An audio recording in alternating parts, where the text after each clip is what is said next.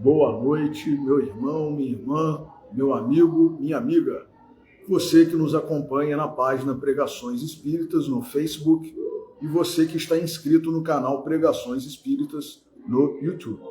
Sejam todos muito bem-vindos a mais uma pregação de sábado às 20 horas, hoje, dia 19 de julho de 2025. Como leitura preparatória para a nossa prece, nós vamos ler do Evangelho de João, capítulo 1, versículo 17, em que,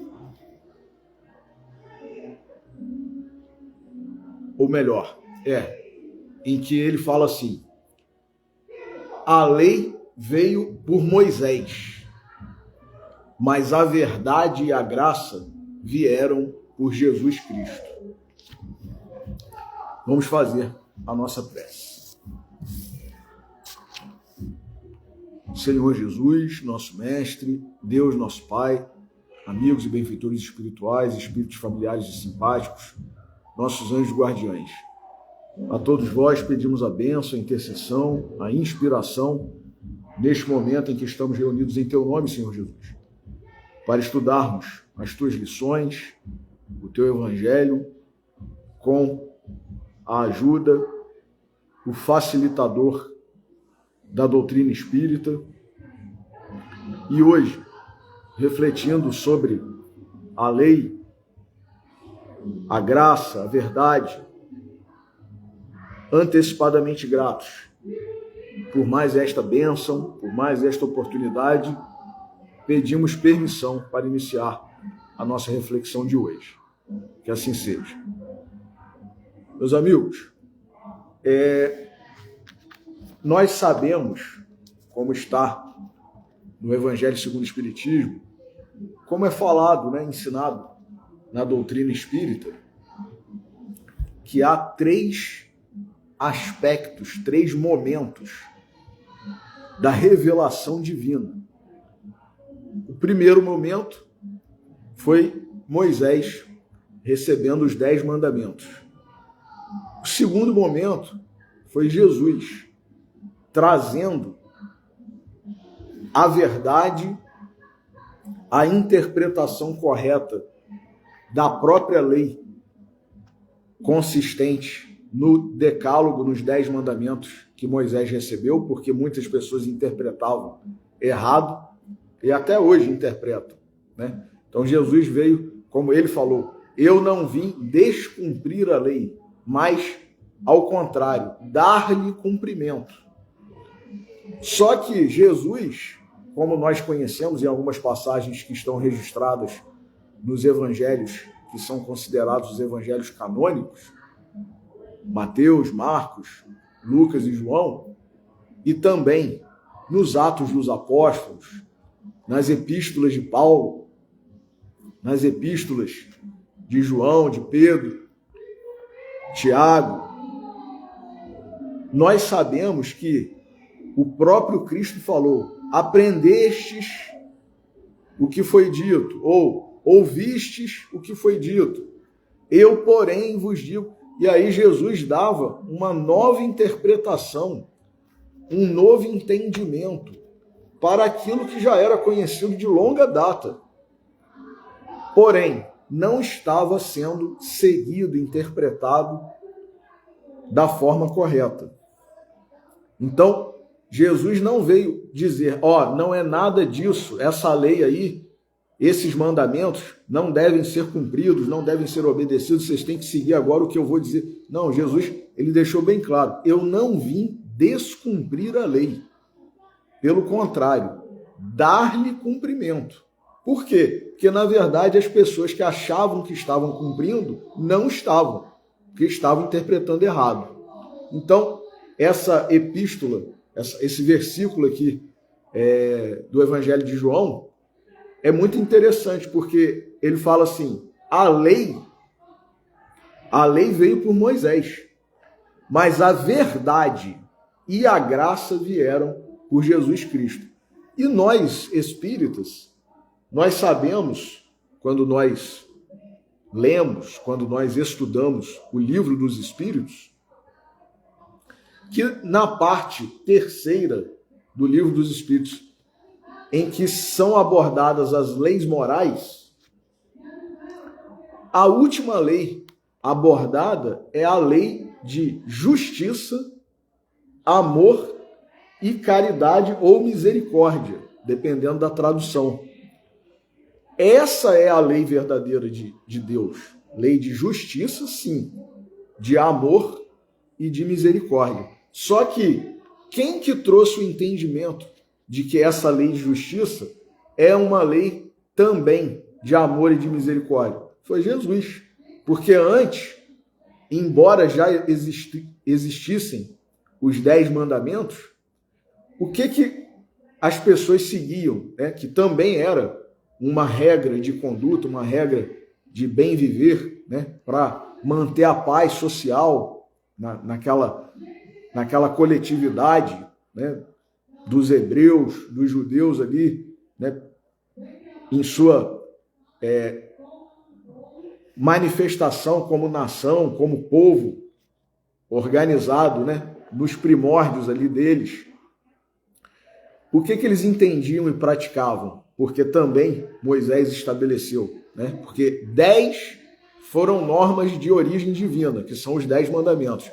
Mas outras 603 normas foram estabelecidas por Moisés. Então, toda a legislação que é considerada mosaica, né, de origem de Moisés, são, na verdade, 10 mandamentos de origem divina e 603 de origem dele mesmo, de origem humana, né, da mente, da ideia, do cuidado que Moisés teve com relação ao seu povo ali, seus conterrâneos, né, seus compatriotas, para que não houvesse desordem, né, doenças, epidemias, por exemplo, e aí estabeleceram-se essas regras. Mas dentre essas, como, né, nós estávamos a dizer aqui, uma que é muito conhecida, né, que é a famosa lei do olho por olho, dente por dente, né, Código de Hammurabi, a lei lá de Moisés, que eles entendiam como sendo uma manifestação de justiça. Só que aí, olha só, olha que interessante esse versículo de João. A lei veio por Moisés. A lei, em tese, né, a letra fria da lei. Só que o que é a verdade? Qual é o sentido verdadeiro? Como deve ser entendido e vivenciado esse ordenamento? Porque Deus disse, não matarás. E aí Moisés vem e fala olho por olho, dente por dente. Então, quer dizer, não existe, de fato, uma contradição. Não matarás. Olho por olho, dente por dente. Então, quem que está certo? É o mandamento lá de origem divina ou é o que Moisés mandou a gente fazer? Né? Amai os vossos próximos, odiai os vossos inimigos. Aí Jesus vem e diz, eu, porém, vos digo, amai os vossos inimigos, orai pelos que vos perseguem e caluniam. Né? Então, quer dizer, Jesus estava contrariando Moisés? Jesus estava contrariando Deus? Não, Jesus estava dando o sentido verdadeiro. Aí por isso que João falou, a verdade e a graça vieram por Jesus Cristo. E graça tem um sentido de quê? De uma concessão, né? De uma bênção, de uma misericórdia. Então é aquilo que ultrapassa a nossa medida de justiça. Porque nós, como seres imperfeitos, né? Inferiores, habitantes de um planeta de provas e expiações, a nossa noção de justiça é muito acanhada. Nós estamos mais vinculados e propensos a aceitar uma justiça como sendo olho por olho e dente por dente do que uma justiça mesclada de amor, de misericórdia, de devolver o bem para aquele que nos fez mal. Isso, né, foge um pouco da nossa lógica, mas a lógica divina, né, não tem como se comparar com a lógica de um espírito inferior habitante de um planeta de provas e expiações. Então, aproveitando mais uma vez um capítulo do livro Nas Pegadas do Mestre, de Vinícius, nós vamos ler um capítulo aqui intitulado Três Grandes Símbolos, que é exatamente a manifestação, né, a interpretação desse aspecto aí, lei, verdade e graça. Então ele fala assim, a lei é a consciência do delito. Então, a partir do momento que a gente conhece a lei, a gente já sabe o que é certo e o que é errado. Ninguém pode se escusar do cumprimento da lei, inclusive isso é comum nos países, né, onde há legislações tanto escritas quanto consuetudinárias, né, costumeiras, como, por exemplo, os países que são chamados de common law, né, países de direito costumeiro. Não tem necessariamente uma legislação escrita sobre aquilo, mas é um costume. A justiça já estabeleceu, às vezes, um determinado precedente. Então, a partir do momento que a gente conhece, a gente não pode mais dizer, eu não sabia, eu não tinha noção de que isso era errado, né? E nós espíritas, por exemplo, nós sabemos que a lei está inscrita na nossa consciência. Então, nós sabemos, nós temos aquela consciência, ainda que não plena, de quando a gente faz uma coisa errada. Desde criança, não é verdade? A criancinha lá, quando faz alguma coisa errada, ela já olha lá para o pai e para a mãe para ver se eles estão olhando, porque ela sabe que ela está fazendo alguma coisa errada. Ela tem consciência disso, mas não necessariamente com a clareza, com o entendimento que na idade adulta ela vai adquirir, né? Então, vejamos o que Vinícius fala. A lei é a consciência do delito. Se é legislação escrita, né? Países da chamada civil law, né? Países que têm uma legislação escrita, como o nosso Brasil, né? Tem as leis lá prevendo tudo certinho, o que pode, o que não pode, o que é crime, o que é contravenção, o que é ilícito, e tá tudo lá. A lei é a consciência. A partir do momento que eu conheço a lei, a partir do momento que a lei existe, eu não posso nem dizer, eu não sabia que existia essa lei. Ninguém pode se excusar ao cumprimento da lei alegando ignorância, desconhecimento. Antes da lei, diz Vinícius, o homem, sempre que o egoísmo o exigia, tirava a vida ao seu irmão. Matar era um ato de coragem, expressão natural da força, arredando do caminho um empecilho. Você está me atrapalhando? Então eu te mato. Eu tiro esse suposto obstáculo do caminho através, né, do homicídio, do assassínio. Então, era assim.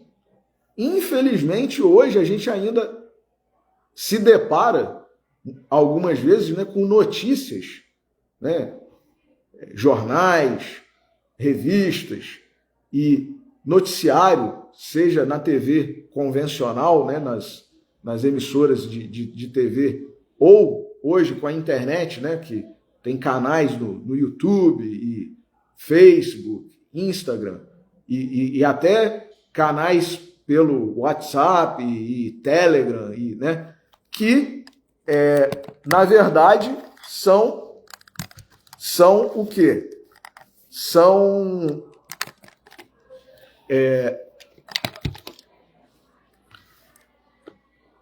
meios de se propagar, né, acontecimentos que muitas vezes nos surpreendem, porque nós estamos em pleno terceiro milênio, né?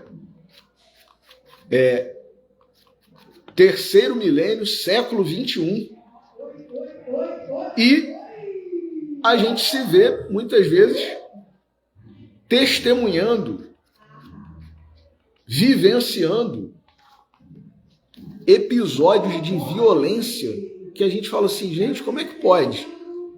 Em pleno ano 2025, terceiro milênio, né, século 21, uma pessoa tirar a vida da outra por conta disso. Mas, na verdade, nada motiva, né? Então, por exemplo, quando a gente vê alguns episódios de vingança ainda hoje, né, e a gente no âmbito cristão, principalmente, né, porque Jesus falou, né, amai os vossos inimigos, ou seja, aquele que faz mal a gente, aquele que deseja o mal a gente não deve retribuir com o mal ou com o desejo do mal. Pelo contrário, Jesus falou, se alguém vos ofender a face direita, mostre-lhe a outra. Mas o que isso significa na prática? É se a gente estiver apanhando, né, sendo agredido, sendo esbofeteado, é a gente virar o rosto e falar assim, bate agora aqui, que foi isso que Jesus ensinou, né? Bate mais, é isso mesmo e tal. Não, lógico que não é isso. Lógico que não é isso. Jesus falou, a pessoa vem com violência para você, em vez de você devolver violência, você vai devolver benevolência, paciência, vai responder, né, como, por exemplo, Gandhi, né, Mahatma Gandhi, ao receber, né, os projéteis, né, dos tiros que foram efetuados pelo seu assassino, ele o abençoou em pleno momento, né, da causa da sua desencarnação ali, da sua morte, ele abençoou aquela pessoa que estava a executar, literalmente, né, aquela encarnação ali, né, executar, finalizar, né? Então, quer dizer, a gente consegue isso, às vezes a pessoa nem nos faz exatamente o mal, a gente já fica com raiva, já fica zangado, já fica aborrecido. Por quê? Porque a pessoa não nos cumprimentou, não respondeu ao nosso cumprimento, não falou tão amavelmente, né, com tanta simpatia. Quer dizer, aí a gente corta relações, né? Ah, então também não falo mais com fulano, porque ele não me respondeu. E às vezes era um momento em que a pessoa, por exemplo, se tem algum problema de visão, né, uma miopia, uma hipermetropia, né, um astigmatismo, a pessoa estava sem, né, os seus óculos, a sua lente de contato, e não viu. Então, não respondeu porque não viu, ou ficou na dúvida se era a gente mesmo ou não. E a gente já, né, se melindra. O que é isso? É a expressão do nosso orgulho, na verdade, né? Porque a gente se acha muito importante, a gente acha que ninguém pode deixar de responder a um cumprimento, a um aceno. Então, quer dizer, isso tudo é fruto do orgulho. E aí a vingança, né, muitas vezes, que a gente aprende na doutrina, que é uma coisa, uma expressão, uma característica da barbárie que está presente em nós, a gente vê hoje ainda, né, pessoas se vingando, maridos matando suas esposas porque eventualmente foram traídos. E daí, né, foi traído, cada um segue sua vida. Então a gente não tem como continuar mais como marido e mulher, né? E hoje, isso, infelizmente, né, a gente vê às vezes namorado matando a namorada, né? Então, quer dizer, existe um sentimento de posse também, né? Um ciúme, muitas vezes exacerbado. Isso, inclusive, deu ensejo a que Shakespeare, né, escrevesse uma peça, né, sobre isso, né? Então, Hamlet, né? Enfim, graças a Deus, a legislação humana ela vai avançando com muita dificuldade, né, muito aos trancos e barrancos, mas algumas vezes ela acerta, algumas vezes ela erra, né, na sua inovação e tal, mas nós temos que reconhecer um acerto muito grande do Supremo Tribunal Federal do Brasil quando a partir de 2023 para cá, ele declarou inconstitucional, por exemplo, a tese da legítima defesa da honra usada para defender homens que mataram suas mulheres por causa da traição. E aí, no momento de ser julgado, né, esse homicida, ser julgado pelo tribunal do júri, a sua defesa utilizava muito, né, os advogados, os defensores, utilizavam essa tese de defesa contra esses homens que haviam assassinado suas esposas, né? Foi a legítima defesa da honra. Que legítima defesa da honra o quê? Né? A honra que, se eventualmente nós temos, é a honra de sermos filhos de Deus. E em sendo filhos de Deus, nós temos que seguir a lei de Deus. E na lei de Deus está escrito: não matarás. Na lei de Deus, explicada por Jesus, está: amai o vosso próximo e amai o vosso inimigo.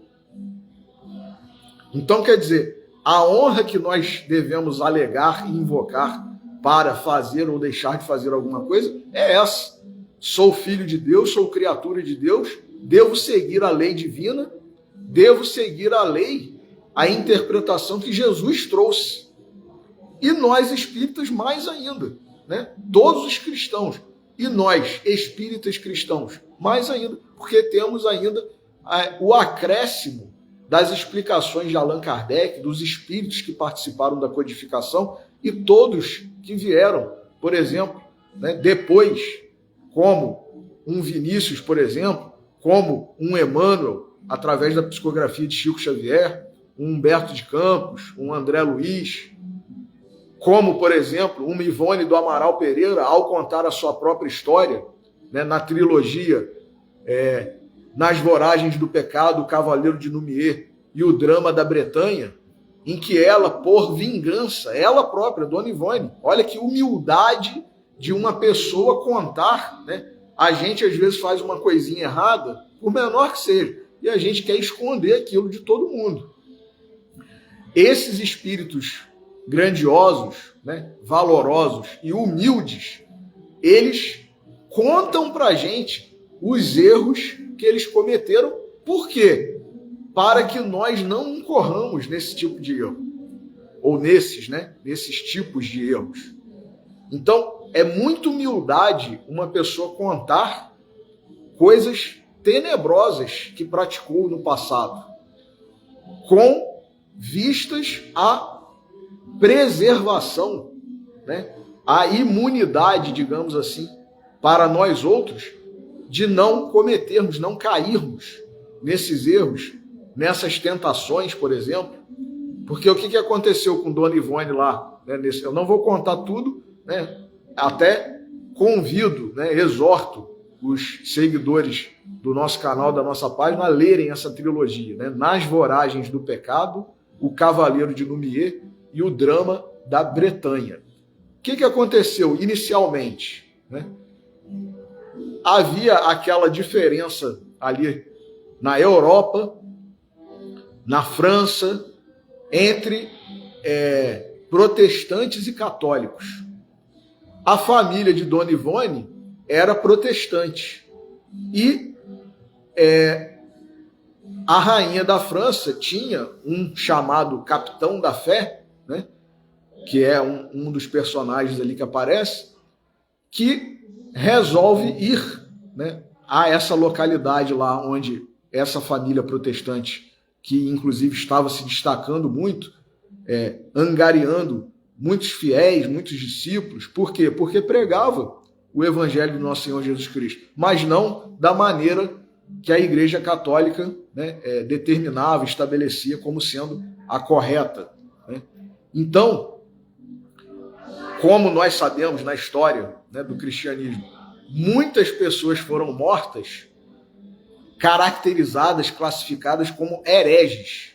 Por quê? Porque não seguiam exatamente o rito, né, os dogmas da igreja. Então você é um herege? Olha que contrassenso, né?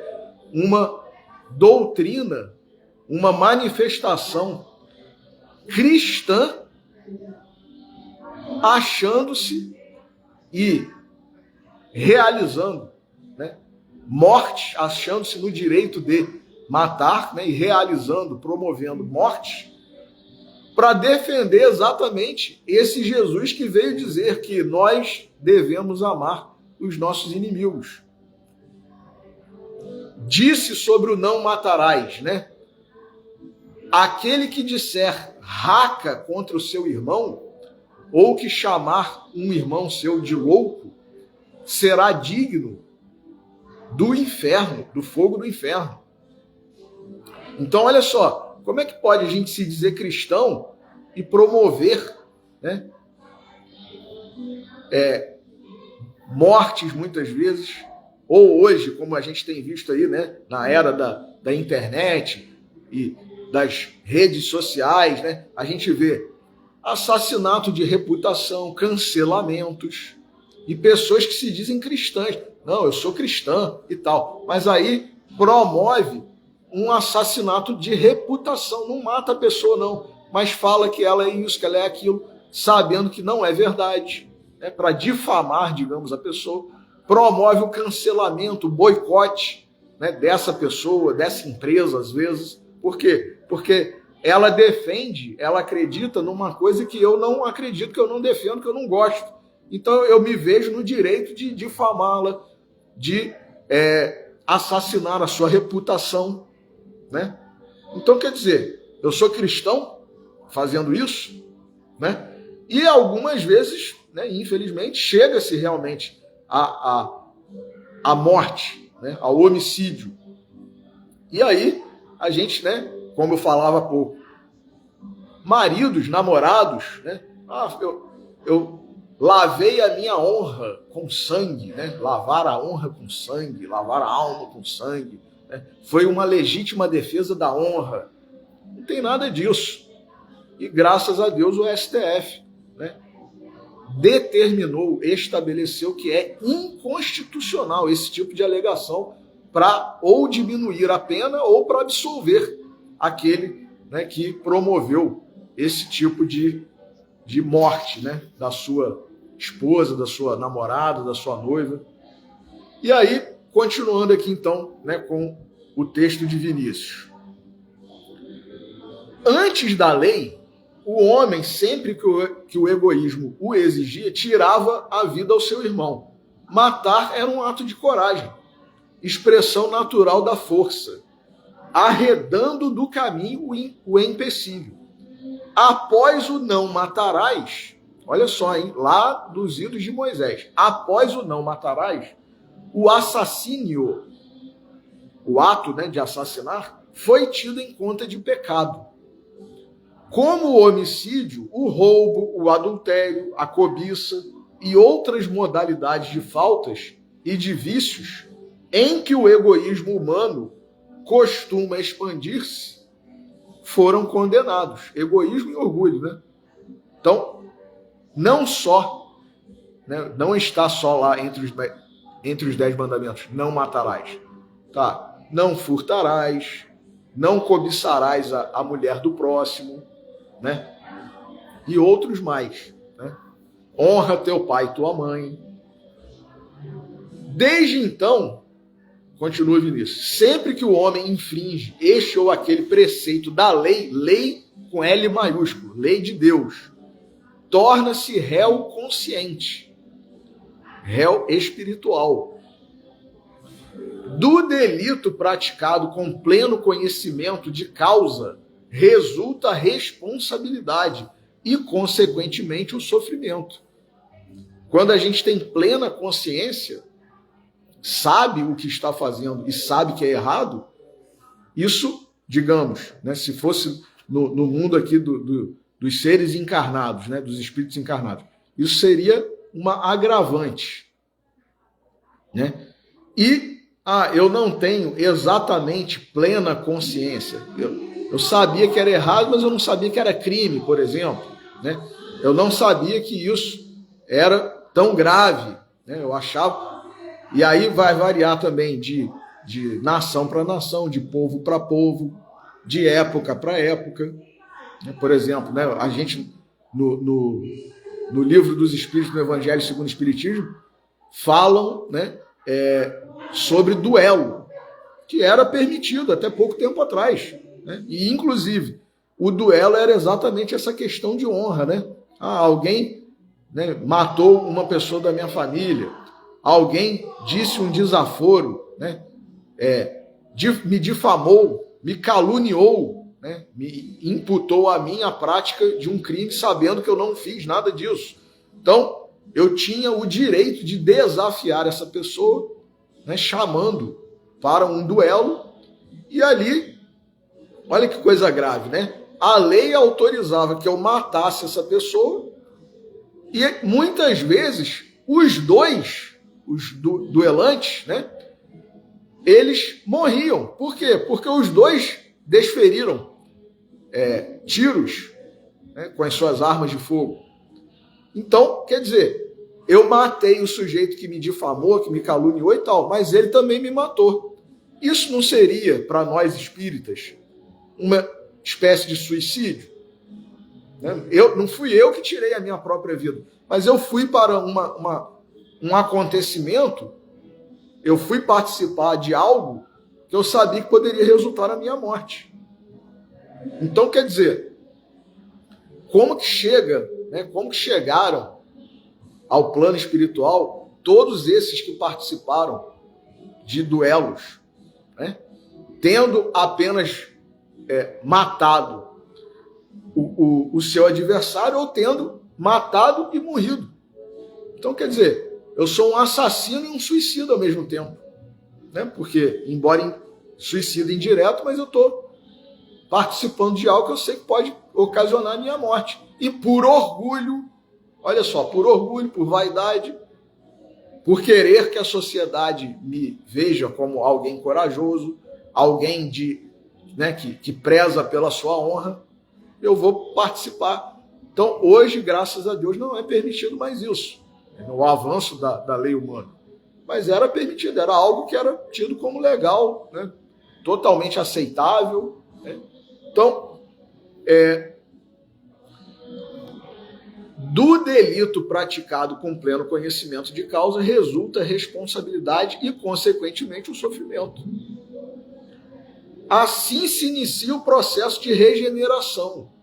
A partir do momento que eu conheço, né, o mecanismo da lei, eu conheço a lei, como que ela funciona, eu escolho infringir essa lei e eu sofro as consequências, vai chegar uma hora que eu vou falar assim, bom, agora realmente não tem mais, eu não quero mais passar por isso, né? É o criminoso, muitas vezes, que sabendo que vai ser preso, e em alguns países, por exemplo, existe pena de morte, né? Sabendo que vai ser preso, sabendo que vai ser condenado à prisão perpétua, sabendo que vai ser condenado à morte, ele fala assim, eu acho melhor eu não fazer esse tipo, né, de crime, porque eu sei que eu vou ser condenado à morte, ou eu vou pegar uma prisão perpétua, não vou sair nunca mais. Ou então, ainda que seja uma prisão temporária, né, um encarceramento temporário, eu vou ficar sei lá quantos anos, né, encarcerado, cerceado na minha liberdade. Então, é isso que eu quero? Isso é viver? Né? Jesus disse, eu vim para que tenhais vida, e vida em abundância. O que é viver em abundância? Principalmente no sentido, né, espiritual, no sentido cristão. Então diz Vinícius aqui, assim se inicia o processo de regeneração. O homem evita o mal para se eximir a dor, sua legítima consequência. Então a gente passa a usar a inteligência, a lógica. Eu sei que se eu fizer isso, que é errado, que é um mal que eu vou causar em tese a alguém, na verdade vai ser um mal que eu vou causar a mim mesmo. Ainda que, por exemplo, esse criminoso não seja, né, apenado, né, punido pela justiça, pelas leis. Vamos supor que ele conseguiu praticar o crime dele e não foi descoberto. Ou então, foi descoberto, foi processado, foi julgado e tal, mas aconteceu alguma coisa, né, uma Corte Suprema, dependendo, anulou, né, a sua condenação e tal, mas eu sei que eu pratiquei esse crime. Então, tá tudo certo. Eu não fui, né? Ninguém sabe que eu pratiquei, ninguém descobriu e tal. Então eu tô tranquilo. Eu nunca vou ser preso, eu nunca vou ser morto, né? Nunca vou receber pena de morte e tal. Mas e diante da lei de Deus, que é a lei verdadeira, né? Ou ainda que eu tenha sido processado, julgado, condenado. Se alguém, né, alguma corte suprema aí, alguma corte superior, anulou a minha condenação, isso faz com que eu não tenha praticado o crime? Eu tô tranquilo. Ou até mesmo um caso, por exemplo, de absolvição, né? Foi julgado da forma correta, foi absolvido pelo juiz ou pelo júri, pelo tribunal do júri, né? Se a pessoa praticou efetivamente aquele crime, que importa, né, se a lei humana, se um juiz, se um tribunal, se um corpo de jurados, né, o tribunal do júri, absolveu, eu sabendo que eu fiz aquilo, eu vou sofrer as consequências disso. Pode ser nessa mesma encarnação, pode ser numa outra encarnação. E é nesse aspecto, inclusive, que a lei do olho por olho, dente por dente, funciona, não porque Deus é um juiz implacável, não é isso. Deus é um juiz justo, amoroso e misericordioso. Por isso que está lá no Livro dos Espíritos, lei de justiça, de amor e de caridade, ou misericórdia. Ele sempre atenua, na medida do possível, a nossa pena, a consequência pelos atos errados, pecaminosos, criminosos que nós praticamos. Tanto que Pedro falou, né? Um gesto de amor cobre uma multidão dos nossos pecados. E é verdade. Muitas vezes, se a gente fosse pagar item por item o que a gente já fez de mal, Nossa Senhora, não teria como pagar, na verdade. Por isso que Jesus contou a parábola dos credores e dos devedores, ou do credor incompassivo, né? É aquele homem que devia 10.000 talentos, né? Ou 10.000 denários. E ele foi implorar ao Senhor, que era o credor, que o perdoasse, que tivesse paciência. Senhor, então tá bom, eu vou te perdoar. Eu vou te perdoar. Só que aí, saindo dali, ele encontrou com uma pessoa, esse que acabou de ser perdoado, de uma dívida que era, na verdade, impagável. Ele encontrou uma pessoa que devia uma mixaria para ele. É como se, por exemplo, se nós estivéssemos devendo 10 trilhões de dólares e nós pedíssemos, tenha paciência comigo, né? Eu haverei de pagar. E aí o cara, né, o credor, sabendo que a gente não tem como pagar, ele falou assim, deixa para lá, esquece isso. Você não está me devendo mais nada. Vai lá seguir sua vida. Aí a gente sai dali, encontra alguém que está devendo R$100 a gente. E a gente pega essa pessoa pelo colarinho e fica ameaçando, agredindo a pessoa. Fala, olha só, se você não me pagar hoje, eu vou te levar, né, a juízo. E na época lá, né, da história que Jesus contou, na época era comum isso, né? Era permitido. O devedor se tornava escravo e a família dele também era vendida como escrava. Então, por favor, tenha paciência, eu vou te pagar R$100, hein? A gente acabou de ser perdoado de uma dívida de 30 ou 10 trilhões, sei lá. Não, olha só, você vai me pagar hoje, agora, senão eu vou levar você para a justiça, eu vou isso, eu vou aquilo. Aí viram o que aconteceu e foram lá no credor dos 10 trilhões e falaram assim, olha só, sabe esse que o senhor acabou de perdoar a dívida aí de 10 trilhões? Sim, sim. Ele estava cobrando um camarada ali que estava devendo R$100 a ele, pegou o cara pelo colarinho, ameaçou, disse que ia vender ele e a família como escravos e tal. Ah, é? Então chama ele aqui de novo. Então quer dizer, olha só, é o nosso retrato muitas vezes. A gente quer muita misericórdia e a gente é auto-misericordioso.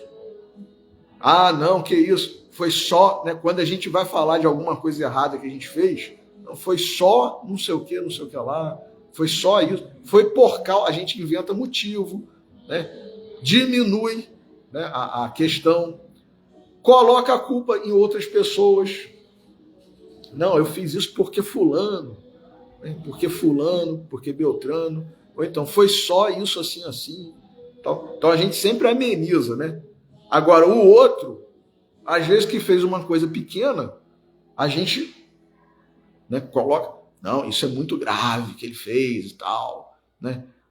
Ou a gente começa até a interpretar, né? Ele quis fazer isso assim, assim. A intenção dele era essa. O ato que a pessoa cometeu foi pequenininho. Só que a gente fala que ele quis cometer um ato grande e tal. Então, olha o perigo, né, dessa noção equivocada, tacanha, deformada que a gente tem de justiça. A justiça para a gente tem que ser muito amena, muito branda, porque eu só fiz isso assim, assim. Eu só fiz isso assim, assim, porque fulano e Beltrano falaram isso e aquilo e tal, né? Então, agora o outro não. O outro tem que receber pena máxima. O outro tem que, né? Porque ele fez isso assim, assim, mas ele queria fazer não sei o quê. A intenção dele foi isso assim, assim. Como é que a gente vai entrar na mente de alguém para saber o que a pessoa queria fazer? Não é? Então, ó, continuando aqui, né, com Vinícius. Após o efeito da lei, vem a corroboração da graça. O Consolador manifesta-se agindo nos corações. Sua influência é poderosa e eminentemente reformadora. Consolador aqui que é Jesus, no caso, que é o Consolador primeiro, Consolador original. O Espiritismo é o Consolador prometido, mas o Consolador primeiro, original, é Jesus. Tanto que ele falou, né? Eu pedirei ao Pai e ele vos enviará um outro Consolador. Um outro Consolador. O Consolador manifesta-se agindo nos corações. Sua influência é poderosa e eminentemente reformadora. Tanto que Jesus falou várias vezes, né, para algumas pessoas, vá e não peques mais. Vá e não peques mais. Sob seu influxo, o homem sente fome e sede de aperfeiçoamento. Não tem muitas pessoas que realmente se transformam após se converterem ao cristianismo, pessoas que já foram criminosas, sim, mas que se transformaram e se converteram verdadeiramente. Quer subir, quer ascender às regiões da luz, ao reino da espiritualidade. Não lhe basta o abster-se do mal. Olha só, a pessoa se transformou de tal maneira, e isso é possível, e é um convite que Jesus faz, e todos os espíritos que participaram da codificação, por exemplo, basta não fazer o mal, está lá no livro dos Espíritos, basta não fazer o mal? Não, não basta não fazer o mal, é preciso fazer o bem. Então a gente às vezes fala assim, eu estou muito bem, porque eu não faço mal a ninguém, mas e o bem que eu estou deixando de fazer? Eu sou muito bonzinho, porque eu não faço mal a ninguém. Não, não é não. Você só não está fazendo mal. Mas quem sabe se essa ausência de bem não é por egoísmo, por comodismo. Deixa eu quietinho aqui no meu canto, né? Hoje está frio, perdão. Hoje está frio, eu vou sair para fazer caridade. E aí a gente vai inventando desculpas, né? Hoje está frio, hoje está calor, hoje está isso, hoje está aquilo, hoje eu estou desanimado, hoje eu estou com preguiça, hoje eu estou indisposto. Então, quer dizer, mas eu não estou fazendo mal a ninguém. Sim, não está fazendo mal a ninguém, mas está deixando de fazer o bem. E aí tem uma pergunta também no Livro dos Espíritos que fala assim, o mal que resulta da ausência de bem que eu poderia ter feito e não fiz, pode ser imputado, atribuído a nós? Por exemplo, eu vi uma oportunidade de ajudar alguém, eu não ajudei. Essa pessoa, né, veio a desencarnar, veio a ter uma doença, porque eu não quis comprar o medicamento que ela pediu para eu comprar, né? Eu não quis dar um alimento, um agasalho, né, nesse período de frio, né, um cobertor para uma pessoa em situação de rua, e a pessoa desencarnou por hipotermia, desencarnou porque já estava num processo de desnutrição, de fome, né, desencarnou por desidratação severa, agravou-se a sua doença, a sua patologia, porque eu não quis comprar o remédio, né, achando que era golpe, sei lá, qualquer coisa. E aí, mas eu não fiz mal nenhum a ela, mas não fez o bem que poderia ter feito, essa que é a questão. E os espíritos respondem que sim, o mal que resulta do bem que nós não fizemos, ou não fizermos, será responsabilidade nossa também. Então é muito sério, né? É muito grave. Continuando aqui, o texto de Vinícius. Não lhe basta abster-se do mal, anseia pelo bem. O espírito que se transforma, o espírito que se converte verdadeiramente. O orvalho do céu fertiliza o coração, cujo desejo é produzir frutos. A gente sai dessa apatia, né? Dessa mornidão, dessa preguiça, desse desânimo. A gente passa a querer fazer. A gente não se sente bem mais simplesmente ficando quieto no canto da gente, não. A gente se sente incomodado, né? Eu quero ir lá ajudar. Eu preciso. E isso é uma coisa que brota mesmo, né? Não é ninguém que vem falar, fulano, você está precisando fazer isso, está precisando fazer... Não, é uma coisa natural. Quando a gente se converte de verdade, né? Das virtudes negativas estatuídas pela lei, passa as virtudes positivas geradas pela graça. Olha aí a questão da misericórdia. Né? Bem-aventurados os misericordiosos. E assim, ora sob a ação da lei, ora sob a influência da graça, o espírito vai realizando o senso da vida. Olha que coisa interessante. Que é a evolução, o sentido, o objetivo. Uma hora a gente vai meio que impelido, né, pela lei, na base do garro-chão. Mas outra hora a gente vai pela graça, pela misericórdia, pela compaixão.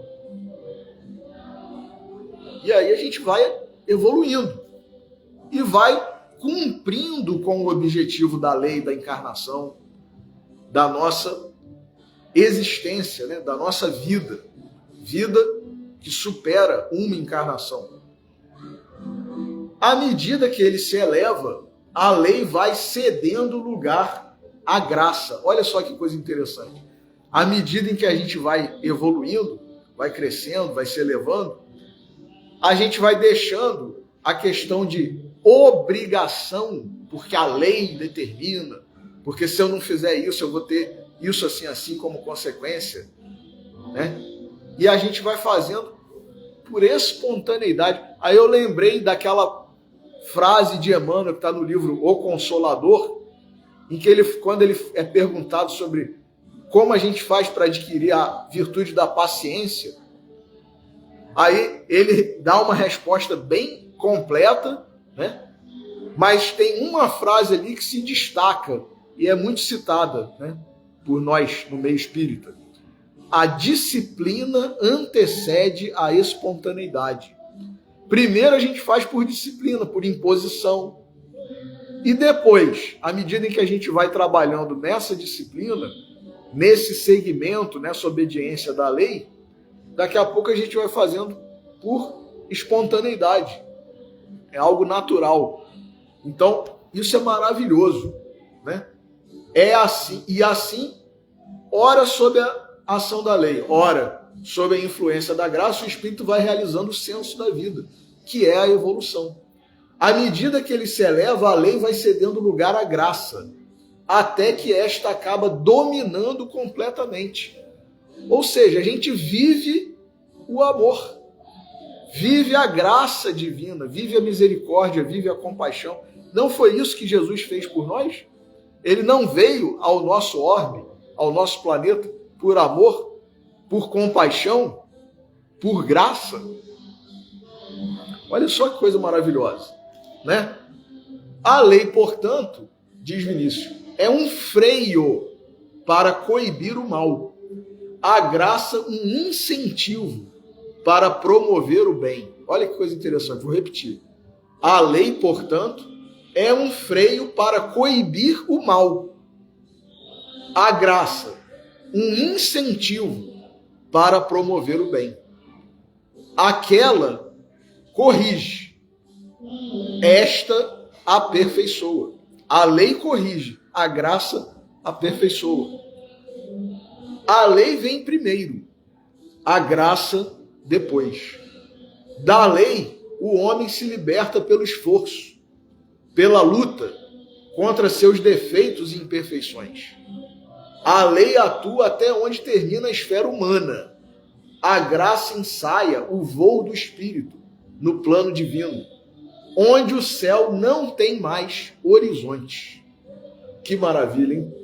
Jesus é o portador da graça, porque sua passagem pela terra assinala a época da difusão do Espírito, consoante estatue a velha profecia de Joel.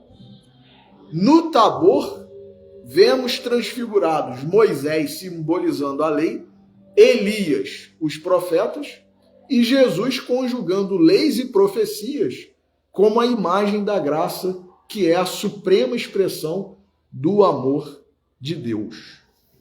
Meus irmãos, que texto, hein? Que texto de Vinícius. Então, ainda que nós comecemos pela obediência, pela lei, né? Pela disciplina, comecemos. Vamos tentar usar a inteligência da qual somos dotados, a lógica, a razão, né? Nós que no meio espírita gostamos tanto, né, dessa palavra, razão, fé raciocinada. Vamos usar a razão, a lógica, a inteligência. Vamos ser disciplinados, vamos ser obedientes. Seguir pelo menos o que a lei de Deus, né? Principalmente, mas o que as leis humanas também estabelecem. E aí a gente vai começar a caminhar no sentido de alcançar a graça, a espontaneidade, a misericórdia, a compaixão, o amor, né? Que é para isso que nós fomos criados. Então, aproveitemos, né, essa lição maravilhosa de Vinícius, com a ajuda dos amigos e benfeitores espirituais, de Kardec, dos espíritos que participaram da codificação. Pedimos permissão a Deus, a Jesus, aos amigos e benfeitores, que nós encerremos a nossa reflexão de hoje. A você que nos segue, que nos acompanha, o meu muito obrigado e um ótimo final de sábado, um ótimo domingo e uma ótima semana de muita disciplina, muita obediência à lei de Deus e muita luta, né, com as nossas imperfeições, com as nossas inferioridades. Que Deus nos abençoe a todos. Uma boa noite. Fiquemos com Deus.